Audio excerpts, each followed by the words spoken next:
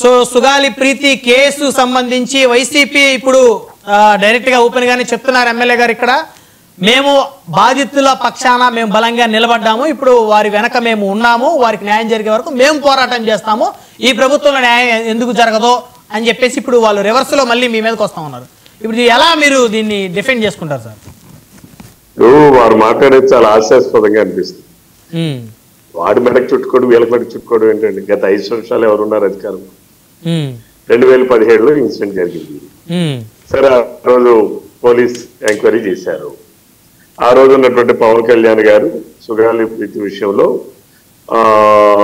ఇంకా జస్టిఫికేషన్ జరగలేదు ఎవరు చనిపోయారో నాకు తెలియాలని ఆ తల్లి అడుగుతుంది అనుగుణంగానే చర్యలు తీసుకోవాలని జనసేన పార్టీ ఆ రోజు డిమాండ్ చేశారు సరే తర్వాత ఎన్నికలకు వెళ్ళిపోయాం వైసీపీ అధికారంలోకి వచ్చింది జగన్మోహన్ రెడ్డి గారు అధికారంలోకి వచ్చారు జగన్మోహన్ రెడ్డి గారు అధికారంలోకి వచ్చాక ఏం చేశారు మరి ఎందుకు సిబిఐతో ఎంక్వైరీ పూర్తి చేయించలేదు జనరల్ గా జగన్మోహన్ రెడ్డి గారు అధికారంలో ఉన్నప్పుడు వాళ్ళ బాబాయిదే పూర్తి కాలేదు ఇంక సుగాలి ప్రీతి కేసు ఏ రకంగా అవుతాయి జగన్మోహన్ రెడ్డి గారి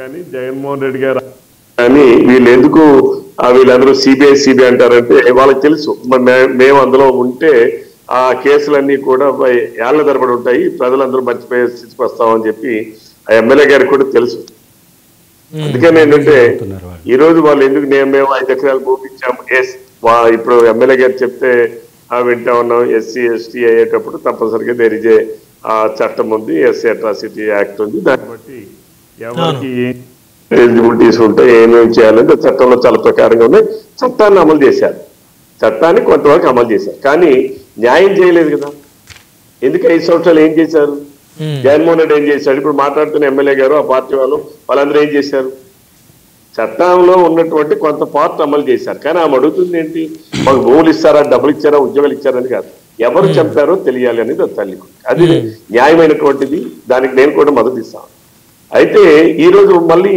ఆమె సాక్షి మీడియా ఉంది సాక్షి మీడియా ఏంటంటే వాళ్ళే వెళ్తారు అందరి దగ్గరికి పోయి ప్రశ్న వాళ్ళే వేస్తారు సమాధానం కూడా వాళ్ళు చెప్తారు ఇది సాక్షి మీడియాకు ఉన్నటువంటి ఏ మీడియాకి లేదు ఒక ప్రత్యేకత ఏంటంటే ఇర్రిలవెంట్ క్వశ్చన్స్ చేయడం దానికి ఆన్సర్స్ కూడా వాళ్ళు చేసి వాళ్ళ మీడియాలో వాళ్ళు ప్రచారం చేసుకుంటారు ఇందులో మాట్లాడితే ఆయన మాట్లాడుతూ ఉన్నారు ఇదంతా పవన్ కళ్యాణ్ గారి మెడచ్చు పవన్ కళ్యాణ్ గారి మెడకేంటి ఇదేమైనా పవన్ కళ్యాణ్ గారి ఏమైనా పార్టీ కానీ అందులో వ్యక్తులు కానీ ఎవరినైనా సొంత బాబాయిని మద్దతు చేసి మా బాబాయిని మేము మద్దతు చేసుకుంటాం మీరేంటి అడుగుతారని చెప్పి అనేవాళ్ళు ఎవరు ఉన్నారా అది ఆ పార్టీకి సంబంధించింది వైసీపీ పార్టీ అంటేనే దానికి ఒక ప్రత్యేకమైనటువంటి కలర్ ఉంది ప్రత్యేకమైన రంగులు ఉన్నాయి ఆ రంగుల మధ్యనేమో వాళ్ళు ఎన్నెన్నో చేస్తుంటారు ఎన్నెన్నో ఏమేమి చేశారో రాష్ట్ర ప్రజలందరికీ తెలుసు కాబట్టి ఇది ఇక్కడ తెలుగుదేశం లేకపోతే చంద్రబాబు నాయుడు గారి మెడక లేకపోతే పవన్ కళ్యాణ్ గారి మెడకి ఇంకోరి మెడక కాదు ఆమె డిమాండ్ చేశారు మళ్ళీ అగైన్ సిబిఐ ఎంక్వైరీకి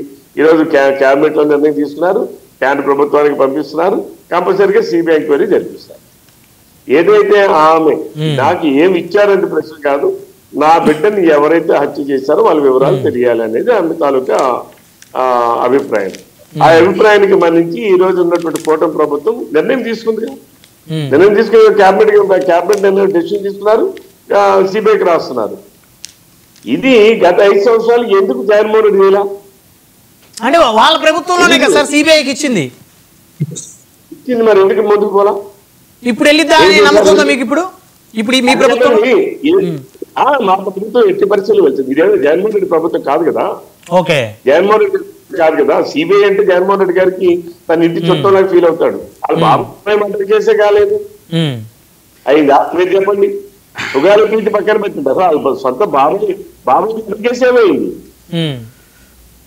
ఇచ్చారా ఆ రోజు అవినాష్ రెడ్డి హాస్పిటల్లో ఉన్నారు రాష్ట్ర పోలీస్ యంత్రాంగం కూడా మేము ఇప్పుడు లాండ్ ఆర్డర్ ప్రాబ్లం వచ్చింది రాష్ట్రం అంతా తెరబడిపోద్ది రాష్ట్రం అంతా అక్కడిపోద్ది ఏమైనా అవినాష్ రెడ్డి అరెస్ట్ చేస్తారని చెప్పి రాష్ట్ర పోలీసులే సిబిఐకి రాశారు ఓకే సరే పక్కన పెడితే రవి గారు ఇప్పుడు రెండు అంశాలు ఒకటి 2017లో తెలుగుదేశం పార్టీ అధికారంలో ఉందనేది ఇప్పుడు వీళ్ళ ఆరోపణ సరే మీరందరూ కలిసి ఉన్నారా లేదా అనేది అయితే ఆ రోజు మీరెందుకు వారికి ఎస్సీ ఎస్టీ యాక్ట్ చట్ట ప్రకారం వారికి రావాల్సినటువంటి నష్టపరిహారాన్ని మీరు ఇవ్వలేదు, మేము సంవత్సరంలో అధికారంలోకి రాగానే మేము వారికి ఇచ్చాము అనేది వారు అంటున్నారు.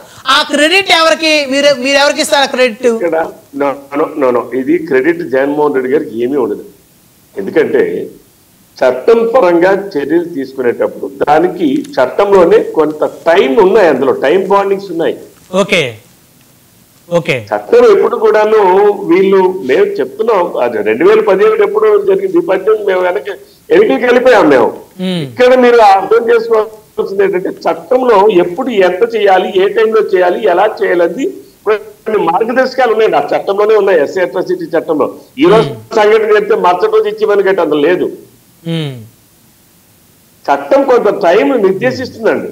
రైట్. చట్టంలోనే స్పెసిఫిక్ ఉన్నాయండి, ఏది ఎప్పుడు చేయాలని చాలా స్పష్టంగా ఉన్నాయండి. ఓకే. కాబట్టి దాని మీద మేమేదో చేసాం, ఎవరి కోసం చేస్తాడు? చట్టాన్ని అమలు చేశాడు అక్కడ. ప్రభుత్వం బాధ్యత చట్టాన్ని అమలు చేయడం. చట్టాన్ని అమలు చేశాడు అక్కడ. ఎందుకు ఆ టైం అప్పుడు వచ్చింది. ఓకే. దాన్ని అమలు చేసే సమయం అప్పటికి ప్రొసీజర్ ప్రకారం, టైం లైన్స్ ప్రకారం అప్పుడు వచ్చింది, అప్పుడు చేశాడు. ఓకే. ఇంకా నన్ను అడిగితే ఏమైనా క్రెడిట్ అంటే పవన్ కళ్యాణ్ గారికి వెళ్తుంది. ఎందుకు ఆ దానికోసం పోరాటం చేసిందో, లేకపోతే ధర్నాలు చేసిందో, లేదా ప్రపంచానికి తెలియజేసి దాన్ని డిమాండ్ చేసిందో పవన్ కళ్యాణ్ గారు చేశారు పార్టీ. వెళ్తే జనసేన పోతుంది, లేదా పవన్ కళ్యాణ్ గారికి పోతుంది. జగన్మోహన్ రెడ్డికి పోతుంది అందరికి, మీరు సొంత కేసులు ఎందుకు ఇచ్చారా?